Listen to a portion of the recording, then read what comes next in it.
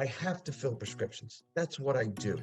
But if that's the only thing I do, we're going to be in trouble. And I hope that people know and understand that you can't do this alone.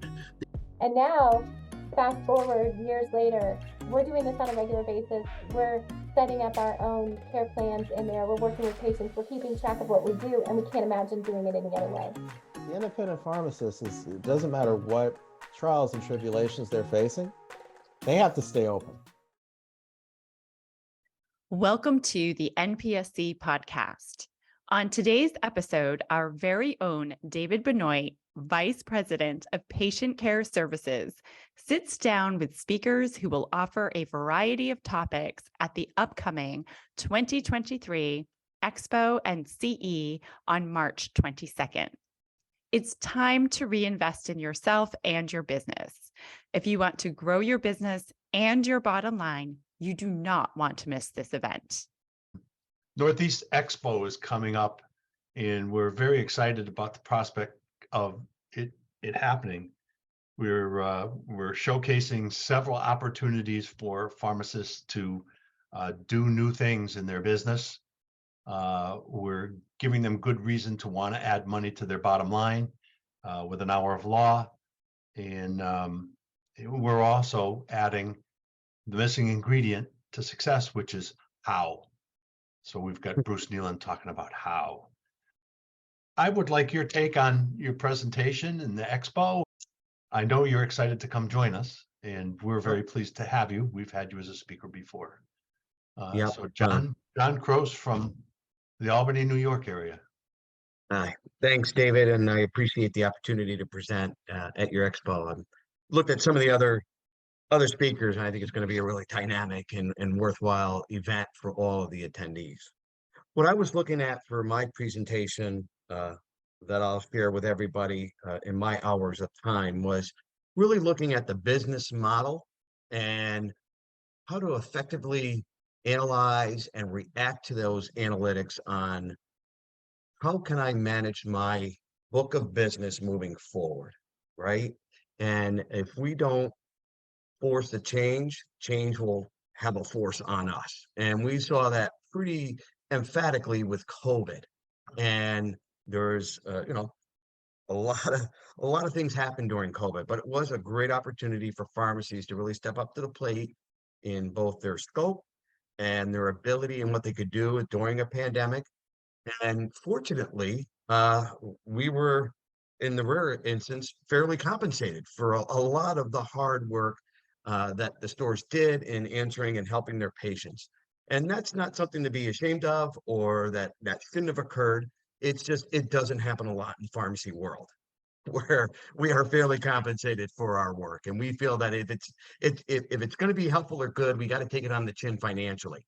And so I'm trying to key on that. And, the first portion of my presentation, what I was looking at is I went back to NCPA and some other literature, and, I'm going to go over the roadmap of the cause and effect of things that cause financial distress in a pharmacy.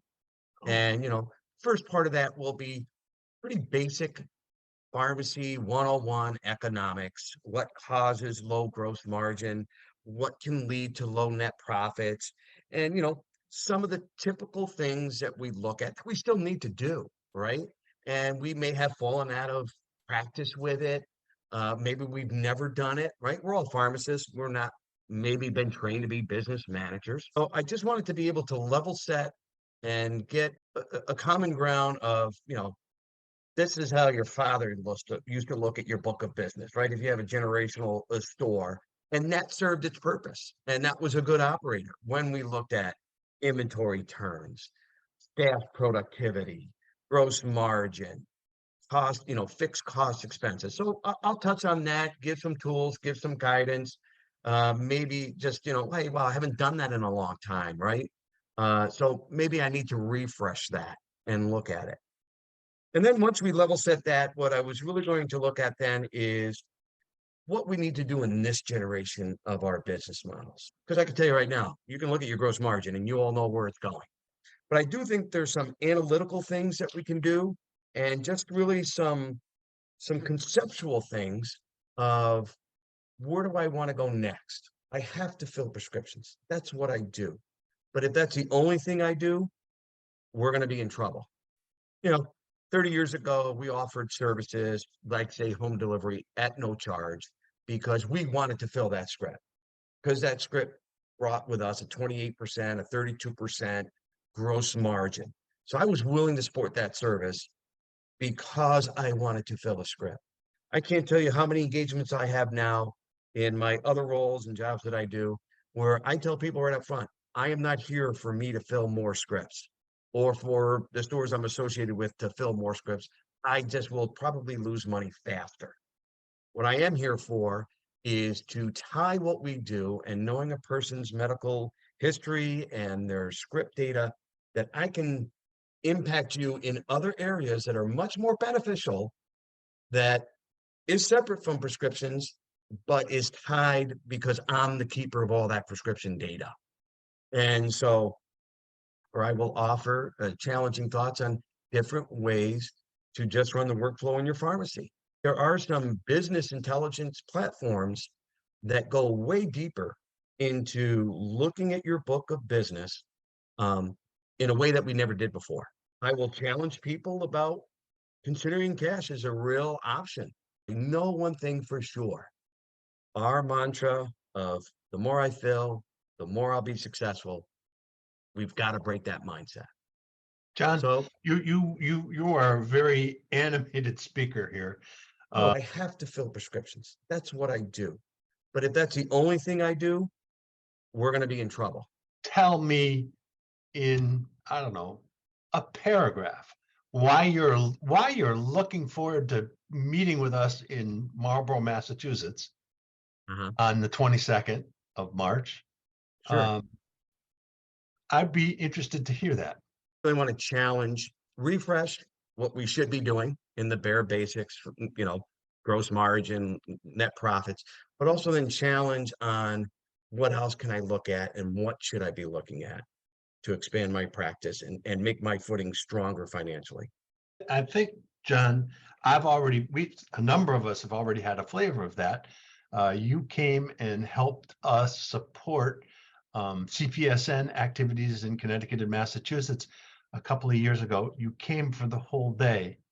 No particular benefit to you, just because you're such a pharmacy advocate. I appreciate that very much. And I'm sure the bottom line for the conference is that you're going to put more energy into folks, which is part of the how. And the how is in most of these programs. The wanting to, the enthusiasm, and the how is the missing ingredient.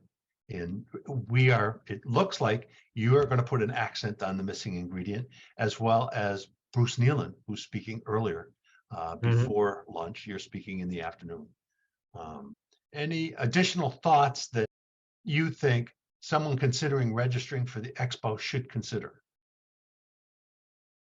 Well, no, just come with an open mind and a thirst for learning and a hunger to interact with other operators and other owners, right? And don't assume like, wow, that guy's a really good operator, so he's way above my head. We all had to start somewhere, right? And if he's doing really well or if she's doing really well, I am sure she's going to want to share what they're doing. And that's what a conference like this, of people not only wanting to be good pharmacists, as so many are, but they want to be better owners and better operators. Any final thoughts you want to throw out there? No, I'm just looking forward to coming over and presenting. I'm looking forward to talking to everybody. But getting 100 hours of CE and getting 5 hours that may change the course of your business is two entirely different propositions. Yeah. You want to be focused on this one and interested and, ask questions and engage. Thank you very much for your time. I appreciate it. And I'm so looking forward to the Expo. How you doing this morning, Bruce? Great. We just got back yesterday from a week in Salt Lake, seeing grandkids and 3 of my 5 children, and we just had a wonderful time. So, well, Bruce, good morning. It's pleasure to be able to chat with you about the upcoming Expo. I know you're looking forward to come here for a variety of reasons, but you've spent, I would say, the best over 40 years doing stories about pharmacies and the different ways, different avenues of success, but you're not a pharmacist. I am not a pharmacist. I have fell into the business by mistake. And it was one of the lucky mistakes of my life. I have made it my passion and my work to visit successful pharmacies, interview them, find out what they're doing that works, and then write about it and share those tidbits at meetings like the one you're doing here later this month. You have an interesting title, The 7 Habits. And of course, I remember well the 7 Habits of Highly Effective People. How did you come across this idea?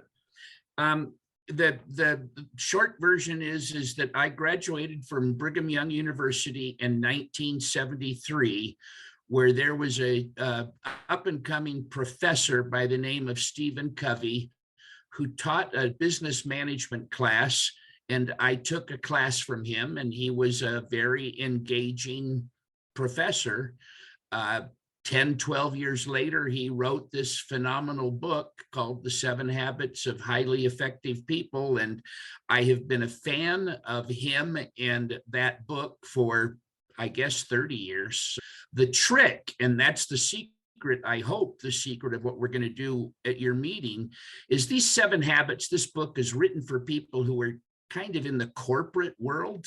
And some of these habits don't translate easily to the pharmacy world. So I've tried to draw on my experience and my visits and take the 7 habits and translate them into pharmacy language or something that's more immediately understandable with examples from pharmacy. So Covey uses examples from the business world or parenthood. So I've, based on my visits to hundreds of pharmacies, I've kind of twisted the habits and the examples so that they're specifically related to an independent pharmacy owner. So when we present, 15 different things your pharmacy could be doing to succeed, the tools and the habits that you'll be talking about will be a guide to how to get it done. Yes, specifically for a pharmacy. So, for example, one of Covey's habits is seek first to understand and then to be understood. And what I'll do in that habit is I translated it into examples of how you can effectively understand what your customers want and what your physicians or prescribers want, that will help improve the way you deal with your doctor detailing or help improve the way you deal with making a recommendation for an OTC product to your consumer, your patient. If you could give the potential attendee a reason to register and come, what would you say? Yeah, the bottom line is always the bottom line, and the purpose of this, and frankly, the motif I work with, is to inform and inspire. So nothing is going to happen until one of my favorite quotes: if you can conceive it and believe it, you can achieve it. The idea here is there's a lot of pharmacy owners who just need an example, a platform, an idea, and then they can go home and say, hey, if Harry Bonzel in Albuquerque, New Mexico can do this, then I can do it in, Springfield, Massachusetts. My geography for the New England area is limited, but yeah, if somebody else can do it, you can do it. And so here's how they, here's 3 or 4 key things as to how and why they did it, and the end result. And it will be one of the challenges. I will be inviting everybody in attendance to leave me I'll have a printed form for this.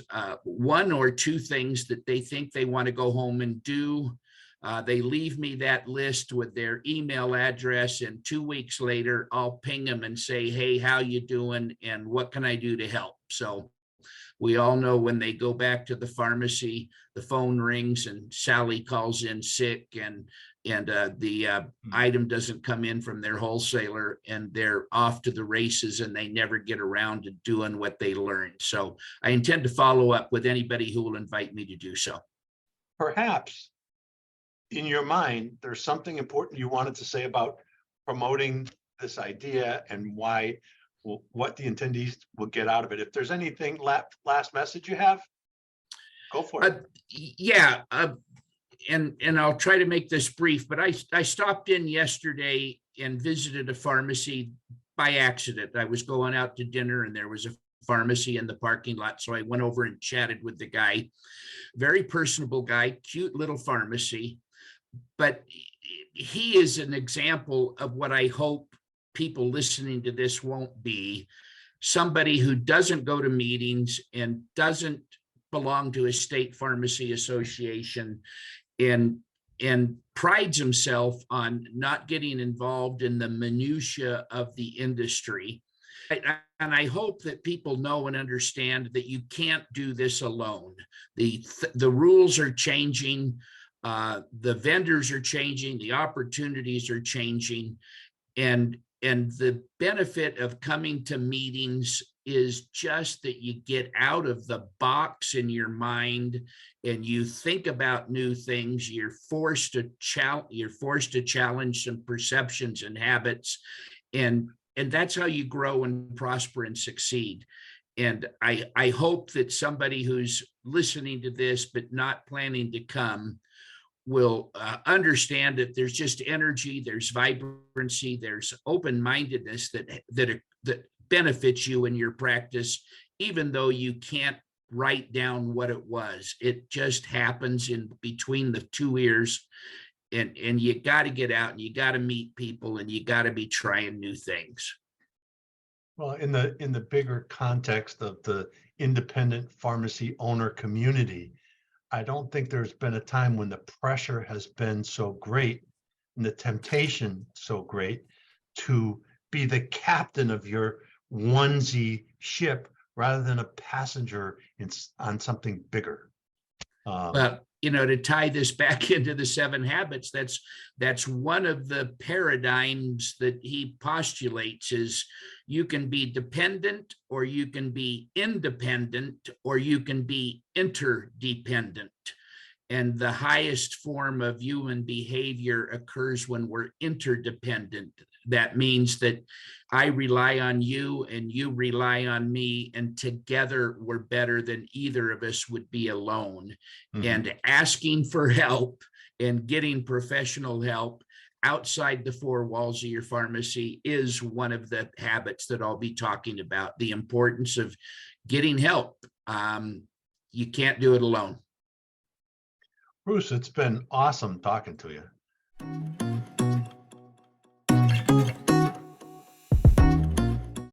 Sandie, thank you very much for joining us this morning.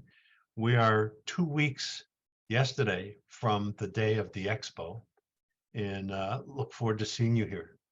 Are you going to visit family while you're here? It seems to me. I am. I'm excited for many reasons to come. I'm excited to come and see your Expo. I can't wait to hear some of the new ideas that maybe are things I haven't heard, but also my baby sister moved to Boston about 18 years ago. And so so I think Boston is her home now instead of Kansas. But while I'm there, I'm going to get the opportunity to spend a little bit of time with her. And she's informed me that we're getting on a train and going down to New York City to visit another friend of mine that lives in New York. So I'm going to have quite the little adventure. Oh, you're going to be here for a little bit. I'm going to stay for the rest of the week. I can't wait. And tell me a little bit about all the things you're doing with CPSN. Oh, where to begin? So I've been involved with CPSN pretty much from the start. I was one of the first luminaries here in Kansas, and CPSN has completely changed our vision for how we run our pharmacy.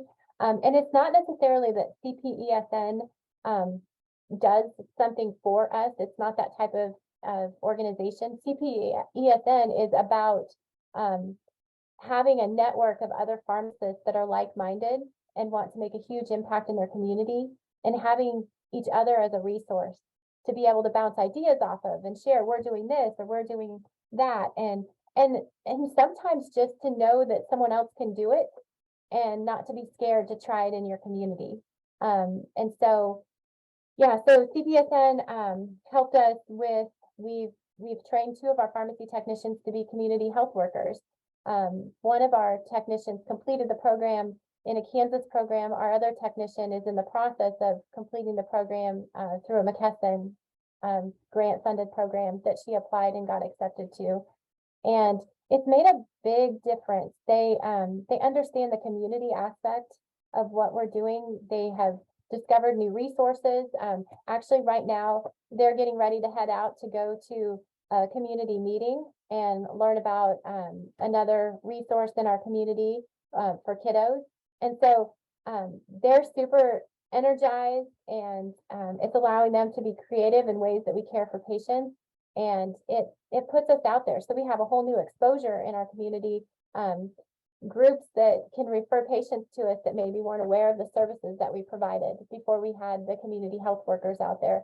Not necessarily, we didn't necessarily do it for marketing, but wow, it's been one of the best marketing investments that we could make, just having our own people go out and tell their story.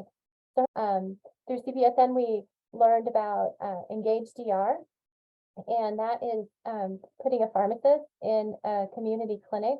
And so we haven't gotten to the point that we have a pharmacist in the clinic, but we know that it's possible, and we've been having the conversations, and we have a pharmacist on staff that has experience with doing that internally, working in a health system. And so we're not afraid to go in and talk to the clinics and share what we could be helping them do to take their patient care to another level.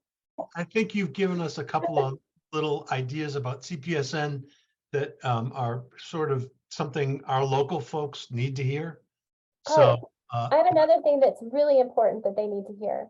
So CPSN also partnered with NCPA to have a project called Flip the Pharmacy. And they started doing this.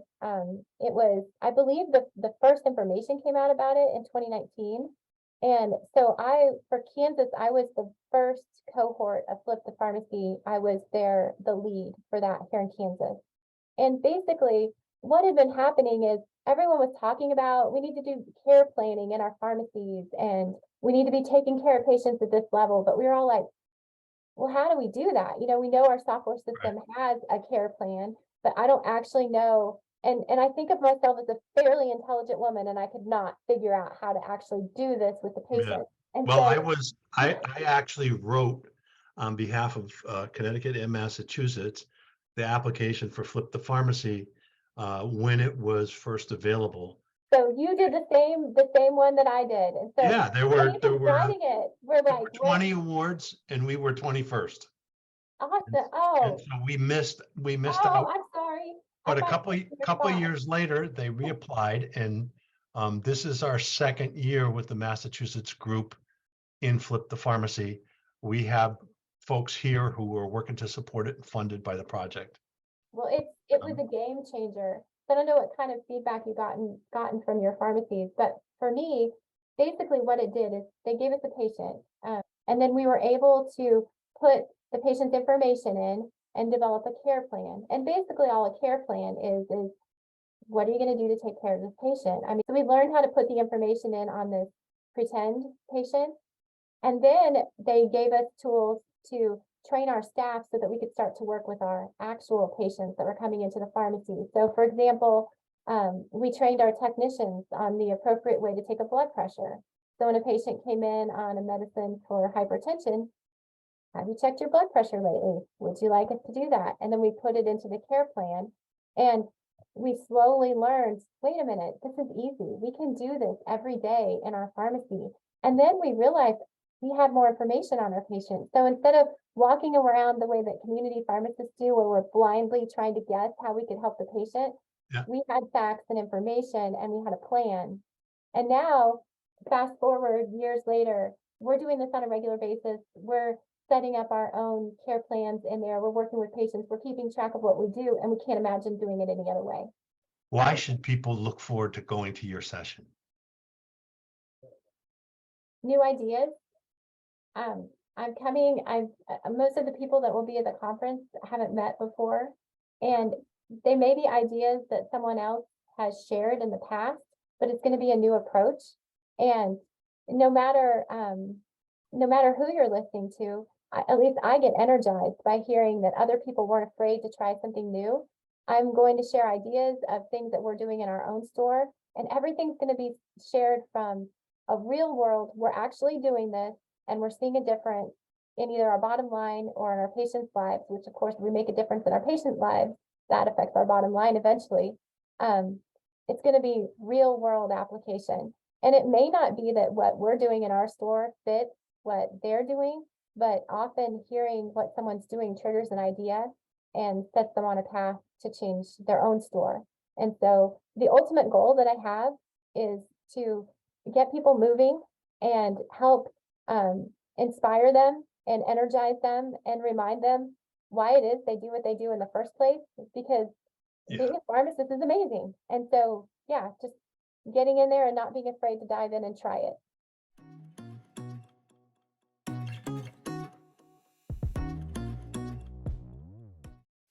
Good morning, Ron. I know you're looking forward to the Expo as I am, which you are the leadoff speaker the morning of March 22nd, talking about navigating a pharmacy soft landing in 2024. Tell me more about how you're going to help the stores. Well, good morning, Dave. And yeah, I'm really excited about the upcoming Expo meeting. Look forward to it every year. And you know, what's exciting for me is, well, one, I am the first speaker, so I plan on setting the tone here. And you know, with this, unfortunately, there's this thing about DIR fees that we do have to discuss, right? And how DIR fees, they're going to go away, kind of. But you know, it's one of those things where pharmacy is going to have to adjust, because there's still going to be DIR fees in 24 that PBMs are catching up with. And then there's going to be this shift about how PBMs are handling the issue going forward, right? So we're going to talk about that and talk about some strategies that pharmacies should utilize to prepare for this little transition period. And we're also going to talk about some alternative business ideas too. Cashback models, maybe getting into business with veterinarians, utilizing point of care testing, maybe some CBD stuff. Weight loss, I think weight loss is going to be one of the major issues in 24 that patients are going to be talking more about to their doctors and pharmacists, especially with some innovative drugs hitting the market. It's just going to be a question of whether or not the formulary is going to carry that. But it's still going to be out there. So I think that patients are going to be talking a lot to their pharmacists about how to get that. Also, health promotion screenings. That goes with legislation that NPSC has in the Massachusetts legislature right now. Right now it's SD 1502. So we'll talk a little bit more about that. But, you know, besides just the strategies that a pharmacy is going to utilize for 24, I always love going to the Expo because there's other issues of importance that I think pharmacies should really know about. And even though I try to keep up with a lot of the trends and so forth, it's good for even myself to go here and hear from other people. I know, in addition to the things that I just talked to you about, that I'm also going to be talking about some other cutting edge industry related items, such as what's going on with PBM oversight. You know, where are we with the FTC? You know, we had this groundbreaking announcement from the FTC in 2022 And I mean, the FTC has been a dormant entity for like 30 years about antitrust. And now I think they've got some new leadership in here that's really going to move the dial. So I'm optimistic about seeing something. We're also going to talk about issues like provider status, telehealth. How can a pharmacy take advantage of that? Pharmacogenomics, being able to utilize a patient's DNA and say, hey, do we really have to wait a long time to figure out if this drug works or not? Can we just look at a patient's DNA and say, this is, the drug you really should be taking? We're also going to be talking about biosimilars. That's going to be coming more on the market, especially these patent cliffs are exhausting. And of course, 340B. So a lot of things from me, but I'm also interested to hear a lot about the experts that are there and what their take is on the market. Well, it'll be interesting to combine your policy presentation with the nuts and bolts of the people who talk about the same subject, but in a very different way. How I did it in my store, what were the inputs and what was the outcome? And that's going to be fascinating. I'm looking forward to hearing something more about FTC, but there hasn't been an awful lot out there. There's not. They've been kind of tight-lipped about things, right? They almost have to be because they're a regulator. So their MO is catch you by surprise and say we're doing a study. There's been some legislation. Actually, there's been a couple of hearings that we'll discuss at the Expo, hearings on the House and Senate side about PBM transparency. So this is not a dead issue at all. And both of those hearings have discussed how the FTC is a more active player in this market and trying to make sure that the playing field is a lot more level, which is something we've been talking about for a long time. It's definitely needed. So yes, I'm going to see if we can have any of the latest and greatest news come in. And we'll definitely be announcing that at the Expo. One of the most recent developments in Connecticut has reacted to it in a bill that's now before the legislature. But we seem to be made aware that chain stores are unpredictable in terms of whether they're going to open, in terms of what their hours are going to be, and whether or not they'll fill prescriptions as they always have for the medicines the patient needs. I'm referring specifically to some patients being told that the store doesn't have opioids or the store doesn't have blood thinners. There's a rumbling going around that the chain stores are limiting the brands that they carry. I don't know whether any of that's true, but I think that plays into Medicare D in the new coming contracts and access. But yeah, silly me. I agree with you.